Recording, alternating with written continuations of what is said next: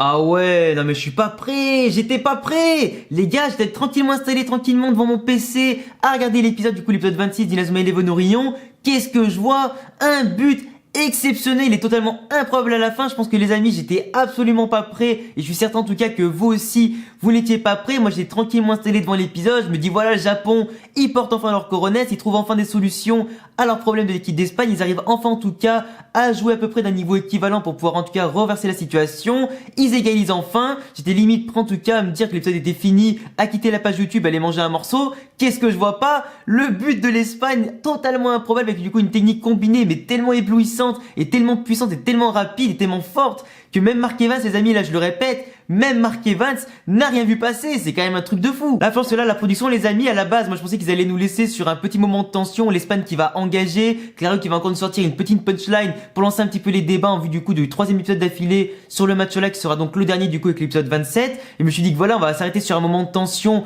puis repartir après sur l'épisode 27 avec un gros moment de tension pareil pour en tout cas bien finir le match. Qu'est-ce qui se passe du coup? Après avoir repris confiance, ils sont fait totalement doucher par les Espagnols qui dès le coup d'envoi marquent du coup un autre but pour repasser devant au score. Et là c'est associé à ce moment là que tu te dis quand même que le Japon, ils ont épuisé quasiment toutes leurs solutions, autant défensivement qu'offensivement. Cette fois-ci l'Espagne les connaît bien, enfin en tout cas autant les Japonais connaissaient un petit peu les Espagnols, autant les Espagnols aussi du coup ont bien analysé les Japonais, autant en attaque qu'en défense. Cette fois-ci je pense que là les solutions vont manquer. Après même si du coup le dénouement était quand même hyper sympathique, il m'a quand même collé un petit peu quand même comme ça sur ma chaise et j'étais vraiment pas prêt, autant il y a quand même certains petits points dans cet épisode là sur lesquels j'aimerais quand même pas mal revenir parce qu'il y a quand même 2-3 trucs qui m'ont un petit peu dérangé, mais en général la production s'en est quand même bien sortie. C'était quand même un bon scénario sympathique, de bons déroulements, animation ça passe, les nouvelles techniques, tactiques, etc. C'était quand même assez intéressant, bien amené, bien installé dans le scénario. À voir en tout cas s'ils vont améliorer ça pour le dernier épisode en tout cas sur ce match là, puis enchaîner bien sûr avec les autres matchs.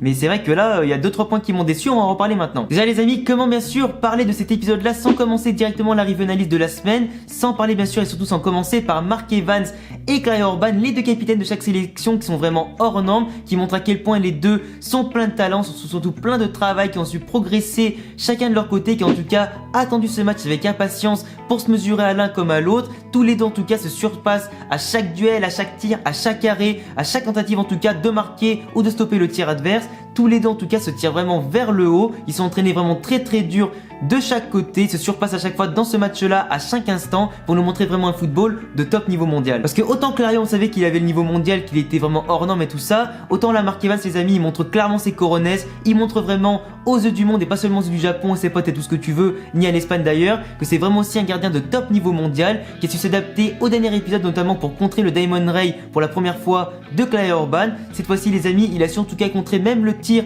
courbé, même le tir d'ailleurs qui part en angle droit comme ça et qui change de direction. Il a su se montrer en tout cas hyper polyvalent, hyper flexible, il a su en tout cas montrer toutes les ressources, ses motivations, son génie et tout ce que tu veux pour créer du coup le Diamond Arm et le Diamond Punch, vraiment exceptionnel. Du coup maintenant on peut dire que Mark Evans il a su créer une technique qui est vraiment hyper hors norme du coup avec du coup le Diamond Hand. Il a su en tout cas maintenant aussi l'améliorer, la rendre plus polyvalente pour pouvoir contrer tout type de tir en tout cas qui viennent de chaque côté, autant les tirs rectilignes que le côté à gauche, à droite, qui sont courbés, tout ce que tu veux. C'est vraiment exceptionnel de voir à quel point Mark il a vraiment une capacité pour s'adapter, qui est vraiment hors norme et qu'il a vraiment des couilles pour assumer ses choix. Donc en plus tu vois qu'à un moment, bon, sur le banc t'avais forcément Nishikage du coup qui était là, qui lui a donné des conseils par rapport à sa technique qu'il pourrait utiliser. Il lui dit quand même qu'il faudra quand même nécessiter un petit peu l'entraînement et que tu pourras pas forcément la sortir du premier coup en match. Mark Evans en tout cas a pris le pari de le faire, il a pris le pari en tout cas de sacrifier l'équipe du coup pour améliorer ses techniques. Finalement il a réussi du premier coup, il a montré en tout cas qu'il avait des coronets, qu'il avait de l'idée, de l'envie et c'est génial. Après par contre comme le disent certains dans l'équipe du coup dans la série, certains disent que Mark Evans il a un talent naturel pour le football. Alors certes du coup sa motivation ça l'aide et tout, mais moi je trouve que Mark c'est pas du talent pour moi, c'est plus on va dire du travail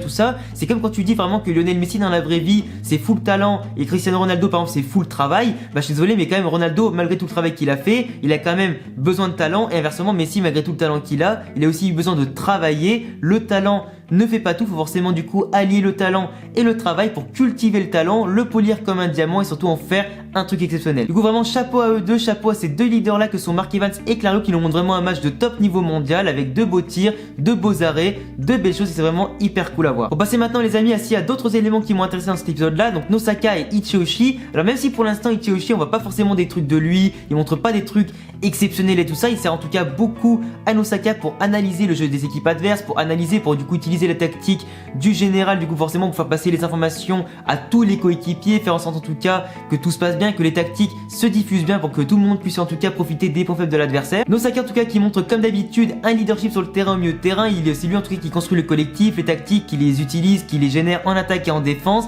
c'est lui qui contrôle le terrain un petit peu comme Blaise Matuidi, tu vois, c'est vraiment lui le cerveau de l'équipe, c'est lui en tout cas qui arrive en tout cas à gérer au mieux le ballon aussi quand il a la balle au pied, il arrive à dribbler, à faire des bonnes passes et tout ça, donc il a vraiment pas de problème à ce niveau là. Mais par contre les amis, par rapport aux points faibles que Nosaka et Ichiyoshi ont trouvé par rapport à l'équipe d'Espagne qui joue beaucoup trop sur le physique autant en défense qu'en attaque pour conserver les ballons, pour les récupérer et tenir tête en tout cas à l'équipe du Japon, le point faible qu'ils ont trouvé notamment par rapport au gardien Alonso de l'équipe d'Espagne, je l'ai trouvé totalement scandaleux et ridicule. Parce que pour moi un gardien qui quand il regarde du coup l'attaquant dans les yeux et qui du coup sait à peu près où la trajectoire du ballon va aller, c'est exactement le rôle en général d'un vrai gardien les amis, il faut quand même se mettre d'accord qu'un vrai gardien aussi pro qu'amateur doit à chaque fois regarder autant le regard de l'adversaire quand il va tirer, autant aussi bien évidemment la rotation de son corps, la position en tout cas de la jambe, du pied d'appui, du pied en tout cas s'il va être ouvert, s'il va être fermé, s'il va tirer faire un tir croisé ou ce que tu veux. Les gardiens en général les amis font tout ça. Faut arrêter de dire que là actuellement son point faible à lui, parce qu'il est vraiment hors norme ce gardien Alonso, il est vraiment exceptionnel, il arrête tous les tirs, même la Fire Lemonedo du coup Rising de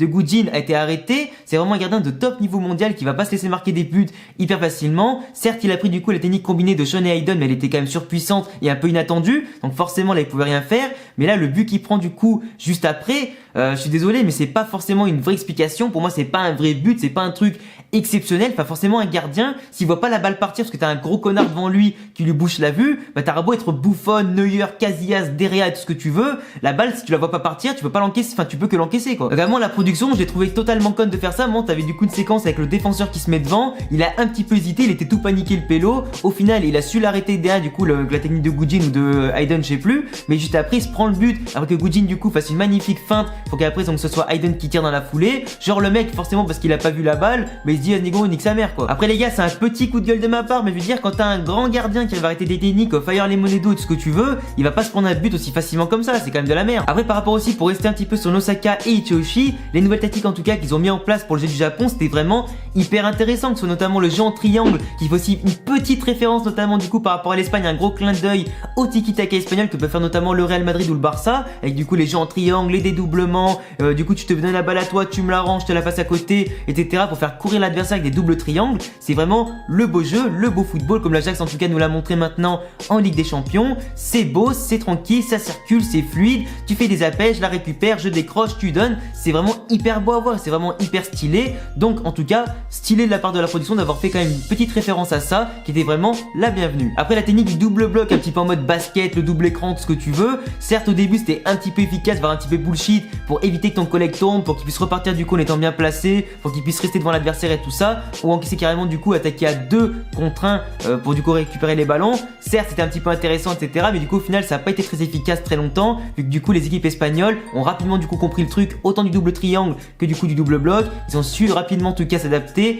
les prendre un revers et les démonter. Par contre en parlant vite fait de tactique, là je suis désolé mais en parlant de tactique faut forcément aussi parler de composition d'équipe. Sean Frost du coup donc qui a dû sortir à la mi-temps pour se faire remplacer. On pensait tous que ça allait être Mantsaku qui allait remplacer poste pour conserver à 3-5-2. Au final c'est qui rentre? Gujin, un attaquant pour un défenseur. Et au final le Japon joue comment? En 2-5-3 les gars, mais c'est n'importe quoi. Moi j'ai vu ça mais je suis tombé des nues. J'ai fait mais là les amis c'est une technique ultra offensive. Le mec il te sort ça dès le début de seconde mi-temps au niveau en termes tactiques. Genre mais ces joueurs ils vont tous crever quoi, c'est pas possible. Déjà que franchement ils avaient un petit peu de mal à se placer tout ça. Là le mec nous sort un 2-5-3 pour vraiment boucher le milieu de terrain, pour récupérer les ballons, presser les Espagnols, les prendre vraiment à la gorge des milieux de terrain. Mais je suis désolé mais quand tu fais un 2-5-3, ton milieu de terrain il est totalement bouché, ton attaque pareil, tes joueurs du coup ils ont un peu du mal à se placer. En défense t'es plus qu'à 2 derrière, du coup c'est totalement à découvert. À la limite, tu fais ça sur FIFA quand t'es en mode attaque de folie pour vraiment marquer un but dans les 20 dernières minutes si tu perds. Mais là, c'est vraiment fou, là, les amis. Franchement, en vrai, ce truc-là n'existera jamais. Sachez-le. Mais bon, du coup, c'est une petite folie en tout cas qui a failli faire un coaching gagnant vu qu'il y avait 2-2. À la limite, c'est du Inazuma Eleven, c'est de la fiction, c'est un animé, c'est pas la réalité, donc ça peut marcher. Mais en tout cas, tu vois vraiment en tout cas que l'équipe d'Espagne maintenant, en ayant marqué un but, là, sachant que du coup, il ne reste plus que 2 changements à l'équipe du Japon et que du coup, Monsaku n'est pas encore rentré. Si, en sachant qu'il perd, il sort du coup un attaquant, t'as pas forcément avec le bon choix. En plus, il y a encore Hiroto sur le banc, il y a encore Xavier sur le banc, mais ça reste quand même compliqué maintenant. Pour parler justement de l'attaquant, du coup, on va parler forcément de Hayden Frost qui a claqué un petit doublé, les amis, pour son premier match, sa petite sélection, en tout cas sa première sélection avec du coup l'équipe de la sélection japonaise. Le mec nous claque un petit doublé du coup avec la technique de Sean, etc. combiné. Il a marqué du coup grâce au point faible de Alonso forcément, mais là je vais pas forcément revenir dessus parce qu'il avait quand même arrêté à la base le Fire Lemonade Rising, puis d'autres tirs qui étaient quand même surpuissants. Là au final il arrive à marquer assez facilement contre lui, du coup avec une tactique un petit peu dégueulasse, mais bon, c'est pas très grave. En tout cas, on voit clairement qu'aussi au niveau de l'endurance par rapport à Isaki notamment, donc je vais en revenir un petit peu plus tard, qui lui était fatigué. Hayden lui en tout cas est en pleine forme, il avait en tout cas pas peur en tout cas de se frotter aux Espagnols au niveau mondial. Il a en tout cas de l'endurance à revendre, de l'énergie à revendre, de la vitesse et de la puissance à apporter. Ça fait quand même du bien à l'équipe d'avoir quand même un petit vent de fraîcheur avec lui. Il claque son petit doublé, il fait le job, il justifie en tout cas la tactique du coach de laisser Hiroto sur le banc et aussi Xavier Foster. Mais en tout cas du coup c'est quand même très bien de sa part. Est-ce qu'il va claquer le petit triplé? On ne sait pas, mais en tout cas ce serait quand même plutôt bien pour lui. Pour parler cette fois-ci les amis de Isaki, alors dès le début de l'épisode on l'a vu totalement éreinté, totalement fatigué du coup en fin de première mi-temps. Du coup pendant la mi-temps il était totalement en PLS, il arrivait même pas à se lever quasiment à ce moment-là. Ça les amis, je peux l'expliquer très rapidement. Il se fait totalement bouffer et totalement bouger physiquement par les milieux de terrain et par les défenseurs en tout cas de l'Espagne. Sachant qu'en plus de ça, le Japon a eu beaucoup de mal en tout cas à se procurer les occasions, à tenir le ballon. Ils ont beaucoup plus souffert contre l'Espagne que contre d'autres équipes. Forcément aussi, l'écart de niveau entre le niveau mondial et le leur qui est pas encore niveau mondial, ça explique aussi en tout cas le déséquilibre. Isaki doit courir partout aux 4 coins du terrain, il doit compenser aussi les pertes de balles de ses coéquipiers et des siennes. Il doit compenser surtout aussi la faiblesse défensive du Japon par rapport aux offensives espagnols qui sont vraiment hyper impressionnants. Donc forcément en étant attaquant, c'est vrai de ballon, il a dû forcément aussi courir partout, donc forcément il était explosé. Heureusement pour lui que le coach physique aux multiples casquettes possède du coup une technique hyper cheatée de kiné indien, etc. qui a pu du coup le remettre d'aplomb. D'ailleurs à ce moment là il m'a fait extrêmement rire, j'ai vraiment explosé de rire parce que c'était tellement dans l'excès, c'était vraiment dans l'abus des shonen et des productions japonaises à ce moment là que franchement je pouvais que rigoler parce que franchement c'était hyper pété mais quand même hyper bien amené. T'es limite si dans Pokémon tu donnais un guérison, un rappel max, etc. du coup un de tes Pokémon pour le mettre à fond justement avant d'affronter les autres membres du conseil des 4, tu vois carrément le maître de la ligue, c'était exactement comme ça. Après j'espère quand même que la production ne va pas du tout abuser avec ça. Alors en général il peut l'utiliser que sur un joueur par jour, donc forcément un joueur par match, donc à voir s'il choisit bien chaque fois le bon joueur sur lequel les utiliser. Mais c'est vrai que là c'est quand même assez bullshité, c'est quand même assez facile on va dire comme méthode. Du coup là au final t'avais un joueur qui était fatigué, maintenant il est en forme. En général quand c'est comme ça du coup tu changes de joueur avec un joueur frais sur le banc, ça change un petit peu les plans de l'équipe et tout ça. Mais c'est vrai que là c'est vraiment assez bullshité, j'espère en tout cas que ça sera pas forcément utilisé avec excès à l'avenir. Donc en plus de ça on était tous contents de voir peut-être Hiroto rentrer sur le terrain. Finalement du coup on peut se dire qu'il va pas du tout rentrer vu que Gujin est rentré à la mi-temps, que Isaki en tout cas est mis sur pied, vu qu'en plus de ça aussi Nosaka compte sur lui dans ses plans. Donc forcément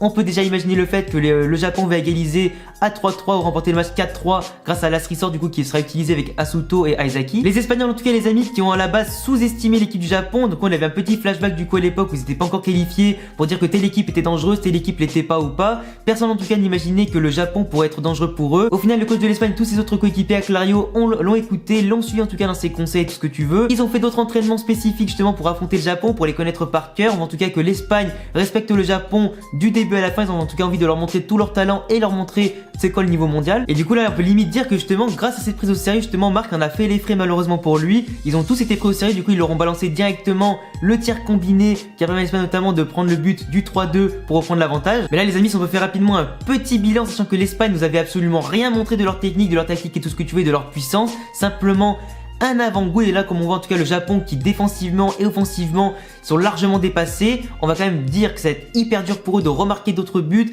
de se remobiliser tactiquement, mais aussi de défendre comme il faut. En tout cas il est clair que maintenant le Japon est totalement à la merci de l'Espagne qui fait partie des meilleures sélections du monde dans l'univers d'Inazuma Eleven. C'est vraiment un truc de fou ce qui va se passer. En général moi je parierais plutôt du coup sur une victoire 4-3 du Japon, mais ça risque d'être en tout cas très dur. Surtout qu'en plus de ça, je pense très clairement que maintenant la feinte et le point faible en tout cas d'Alonso ne sera plus exploité, sinon ça va être totalement bullshité. Ça va être très dur en tout cas les amis, je sais vraiment pas comment ils vont faire. Et on verra ça en tout cas les amis la semaine prochaine pour l'épisode 27 qui conclura donc le match entre l'Espagne et le Japon. En tout cas les gars, c'était tout pour cette vidéo review analyse de l'épisode 26 d'Inazuma Eleven Orion. J'espère en tout cas que cette vidéo vous aura diverti, vous aura plu comme d'habitude et comme chaque semaine. Je vous laisserai bien évidemment me donner un gros pouce bleu, gros pouce en l'air les amis pour m'aider à référencer la vidéo et la chaîne un maximum si en tout cas vous aimez mon contenu, si vous voulez soutenir en tout cas mon travail. Cochez la cloche et abonnez-vous si c'est pas déjà fait, si t'aimes Inazuma Eleven, les mangas, les animés, les jeux vidéo et bien plus encore. Je vous laisserai me donner votre avis sur mes analyses aussi bien évidemment sur l'épisode que vous avez vu cette semaine tout comme moi dans les commentaires, je vous lirai en tout cas avec plaisir. Si vous voulez également tous mes réseaux sociaux en description et à bientôt pour une prochaine vidéo. Ciao les gars.